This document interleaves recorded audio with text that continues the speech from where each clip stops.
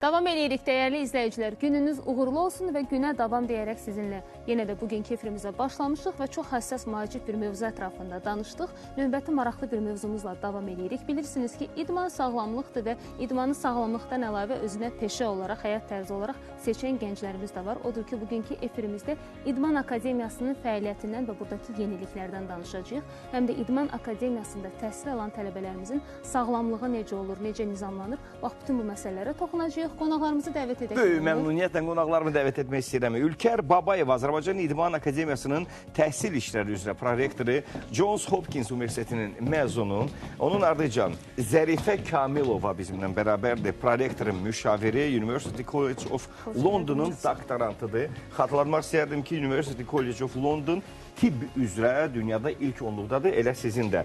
John Hopkins Universiteti də dünyada ilk 10-luqda olan universitetlərdən biridir. Xoş gördük, xoş gəlmişsiniz. Bundan xəbər verir ki, artıq bizim xanımlarımız, gənc xanımlarımız dünyanın ən aparıcı universitetlərində təhsil alaraq yenidən Azərbaycana geri dönüş edirlər və fəaliyyətlərini burada davam etdirirlər. İdman Akademiyasından danışarkən biz bilirik ki, Azərbaycan artıq neçə illərdir ki, idman ölkəsi kimi tanınmaqdadır. Çünki istər yarışlar olsun, istər beynəlxalq yarışlar olsun, istər olimpiyadalar olsun ki, əldə etdiyimiz uğurlar, qızıl medallar, fəxrli yollarla qürur hissi duyuruq və idmanın da ən uğurlu növlərindən biri, cəhətlərindən biri odur ki, sonda bayraq və himnimiz səslənir. Bu qürur vericidir. Amma bu yolda zəhmət tələb olunur idmançılarımızdan və bir də təhsil. Çünki təhsil doğru düzgün idmançılarımızın yetişməyinə gətirib çıxardır və biz də aldığımız xəbər ondan ibarətdir ki, artıq İdman Akademiyası xarici universitetlərlə sıx əməkdaşlıq edir. Elə bax, bunu ilə də başlayaq. Elədir, çox sağ olun dəvətiniz üçün ilk öncə, hörmətli həmkarlar. Azərbaycan İdman Akademiyasında deyərdim ki, son bir ildə, 2 ilə yaxındır ki, xeyli dəyişiklik baş vermişdir. Xarici əməkdaşlıqlardan öncə onu vurğulamaq istəyirəm ki, Azərbaycan İdman Akademiyası keçən ilin may ayında Nazirlər Komitəsinin qərarı ilə dəyişdi. O mənada ki, adı dəyişdi. Biz artıq Azərbaycan Dövlət Bədən Tərbiyəsi və İdman Akademiyası deyil, sadəcə qısa olaraq Azərbaycan İdman Akademiyası adlanırıq. Eyni zamanda biz publik hüquqi şəxs olduq və bununla əlaqədar bizim bir neçə dəyişikliklərimiz baş verdi 2024-cü illər ərzində və 20 il ərzində və bu ilin ilkini deyərdim ki, o dəyişikliyin növbəti etapı apardı. Bu da bizim kimliyimizin, loqomuzun, brendimizin yenilənməsi oldu. Artıq Azərbaycan İdman Akademiyası həm sosial şəbəkələrdə, həm saytında yeni kimliklə, yeni loqo ilə üzə çıxır. Bütün ictimaiyyətə yeni loqo ilə. Təhsil olan tələbələrə təsiri varmı bu yeniliklərin? Məncə var. Ona görə ki, bu loqonun ən azı formalaşmasında, bu kimliyin ortaya çıxmasında biz tələbələrin də səsini almışdıq. Onlarla da sorğu keçirtmişdik və loqomuzda görəcəksiniz ki, dinamika əks olunub, qaçış trəki var, yəni onun elementlərindən istifadə olunub. Eyni zamanda rəng olaraq yaşıl rəng tonunu seçmişik və daha çox gəncliyi əhatə edən bir rəngdir deyə düşünürük. Amma gəncliyimiz sağlam olmalıdır və mən istəyərdim ki, bax, bu sağlamlıq üzrə də idmandan danışarkən mütləqdir ki, tibb sahəsi, sağlamlıq və bunu tələbələrə artıq yavaş-yavaş təhsil aldıqları dövrdən anlatmaq, başa salmaq lazımdır ki, ilkin tibbi müdaxilələri də bilməlidirlər. Çünki hər hansı bir travma aldıqları halda ilkin müdaxilə eləyə bilərlər ki, artıq profesional tibbi müdaxiləyə gəlib çatana qədər. Mən elə üzümü də tutmuşam Zərifə xanıma, elə Zərifə xanımın da fikirlərini öyrənmək istəyirəm bu sahədə ki, yenilənmiş İdman Akademiyasında tibb sahəsi üzrə orada təhsil alan idman tələbələrinə nələr öyrədilir və necə müdaxilələrdən danışılır? Təşəkkür edirəm sualınıza görə. Ülker xanımı vurğuladıq kimi, biz İdman Akademiyasında bu yeni təhsil proqramlarına, həm bakalavr proqramlarına, həm yeni magistr proqramlarının hazırlanmasına, inkişaf etdirilməsinə çox böyük önəm veririk. Bu tibbdən sual verdiniz. Bizim İdman Akademiyasında həm bakalavr səviyyəsində fizioterapiya, reabilitasiya bakalavr proqramı var, hansını ki biz həm Avstriyanın kompleks kur şirkəti və onun nümayəndəsi Roman Yaxuda ilə qurmuşuq və indi paralel olaraq Çexiyanın Karlov Universiteti ilə işləyirik, o proqramı yeniləyirik, təkmilləşdiririk. Paralel olaraq magistratura səviyyəsində də bizim idman tibbi və reabilitasiya proqramımız var, hansını ki Böyük Britaniyanın University College London və Institute of Sport, Exercise and Health-ın mütəxəssisləri ilə tərtib eləmişik və tədris onların qurduğu kurikulum üzərindən aparılır Bizim o proqramın direktoru professor Michael Uzmerdir, hansı ki University College Londonun professorudur. Böyük Britaniyada idman tibbinə verdiyi nailiyyətlər sayəsində Kraliçə 2. Elizaveta tərəfindən mükafata layiq görülmüşdür. Həm də o Beynəlxalq Olimpiya Komitəsində tibbi məsələlər üzrə məsləhətçi kimi də çalışır və bizim proqramın direktorudur. Belə çıxır ki, əgər idmançılarımızda hər hansı bir tibbi problemlər yaranarsa, hər hansı bir travmalar yaranarsa, bir zamanlar idmançılar qorxurlar ki, aldığı travmadan sonra artıq idmanla sağollaşmalı olacaq. Artıq bax, bu cür əlaqələrin yaranması, beynəlxalq əlaqələrin yaranması o problemlərin qısa zaman ərzində və yüksək nəticə ilə aradan qaldırılmasına gətirib çıxaracaq, elə deyilmi? Bəli, düz vurğuluyursunuz. Biz artıq bizim İdman Akademiyasının nəzdində idman tibbi tədqiqatları laboratoriyamız da var. Harada ki, biz bizim idman federasiyaları ilə əməkdaşlıq eləyirik. Bura boks, judo, voleybol, badminton və digər federasiyaları adlandıra bilərəm. Onların idmançıları mütəmadi olaraq bizim idman tibbi tədqiqatları laboratoriyasında müayinələrdən keçir və biz həm yarışdan öncə onları müayinə edirik.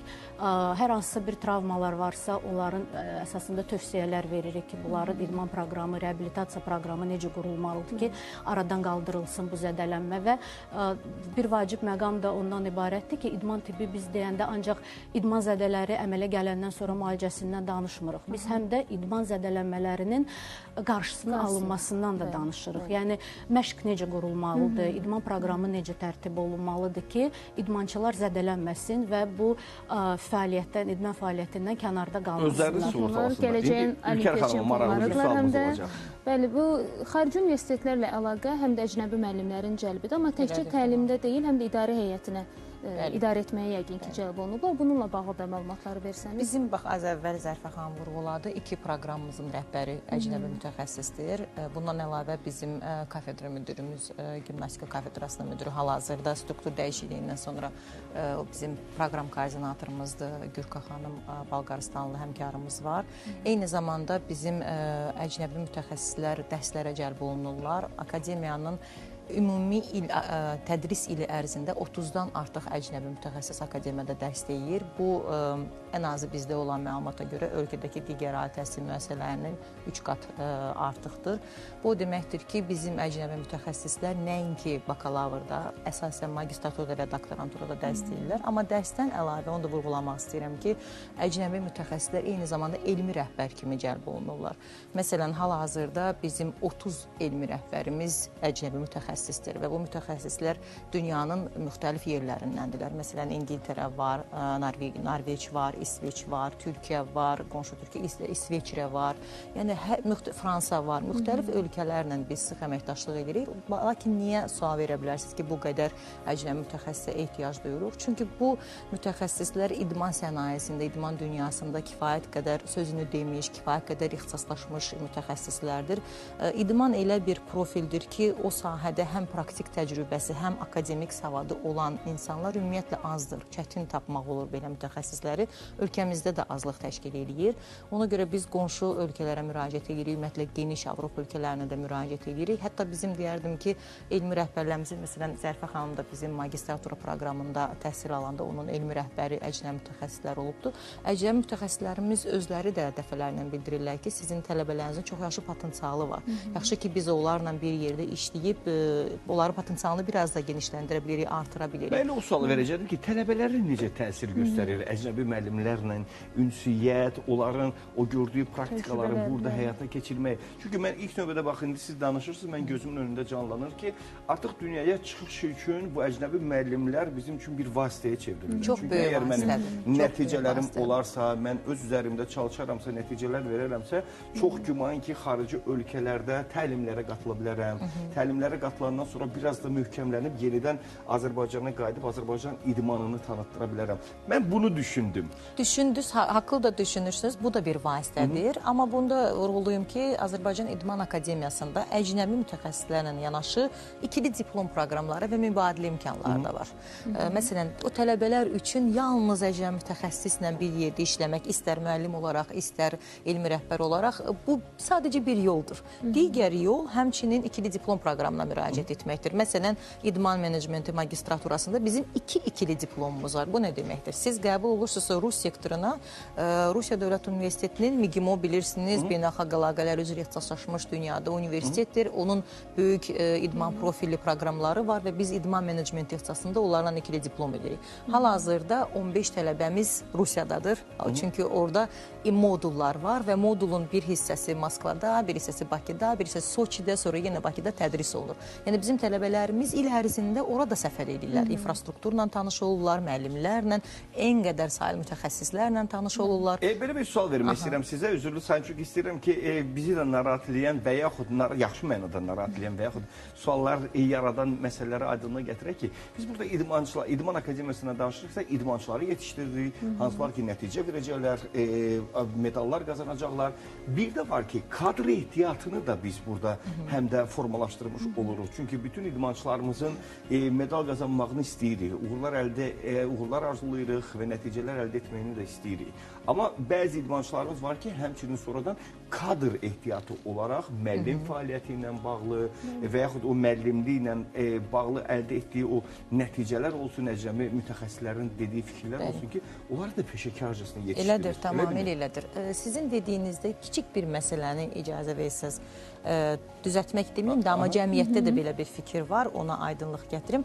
İdman Akademiyası ali təhsil müəssisəsi kimi idmancı hazırlamır. Nə mənada idmancı hazırlamır? Artıq idmanla məşğul olan şəxslər, tutalım, məşqçilik ixtisasına müraciət edirlər. Cüdo ilə məşğul olan şəxs cüdo ixtisası üzrə təhsil almağa gəlir bizə. Amma onu nə olacaq? Məşqçi olacaq. Məsələn, reabilitasiya, fizioterapiya ixtisasına gələn tələbələrin idmancı olma tələbi yoxdur. Amma məşqçiliklə məşğul olacaqsa, məşqçi ixtisasına qəbul olacaqsa, ümumi fiziki hazırlığa və s. qəbul olacaqsa, onlar qabiliyyət imtahanı verməlidirlər. İdmancını yetişdirən qurum federasiyadır. Yəni, biz idman klubları və s. Biz idmancı yetişdirmirik. Biz idmancının məşqçi olması üçün çalışırıq və ya digər ixtisaslarda, burada adaptiv bədən tərbiyəsi var, kütləvi sağlamlaşdırıcı idman var. Məsələn, fitness trenerlər kütləvi sağlamlaşdırıcı idman proqramı vasitəsilə hazırlanırlar. Bəli, yəni bu şəxslər fərqli profillər üzrə hazırlanırlar. Və bu profillərin bəzilərində qabiliyyət imtahanına ehtiyacı var, bəzilərində yoxdur. Məsələn, idman menecmentini oxuyan tələbədən qabiliyyət imtahanı tələbi yoxdur. Amma çox həssas mövzudur, yəni. Həssasdır, elədir. Amma idman menecmentini oxuyan magistr tələbələrimizə siz bizim baxsaz, hər biri bir idman növündən gəlbilər. Məsələn, aralarında onların basketbolla məşğul olanlar var, aralarında referilər var, futbol üzrə, aralarında hətta deyərdim, hal-hazırda nazirliyin işçiləri var, Gənclər İdman Nazirliyin işçiləri var, federasiyaların işçiləri var. Yəni, artıq karyerasını qurmuş şəxslər də var. Və sizin dediyiniz o digər mövzu kadrların hazırlanması, bu bizim akademiya üçün o qədər labüd bir mövzudur ki.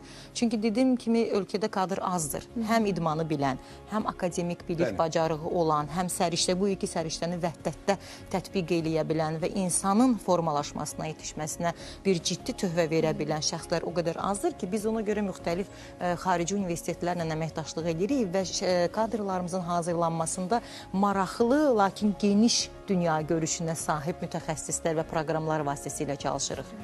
Biz sizə təşəkkür bildiririk ki, gəldiniz və İdman Akademiyası ilə bağlı biz idmançılardan danışırıq, əldə etdiyi nəticələrdən danışırıq. Nəticə yaxşı olanda tərifləyirik, nəticələr zəif olduqda bir balaca məyus oluruq.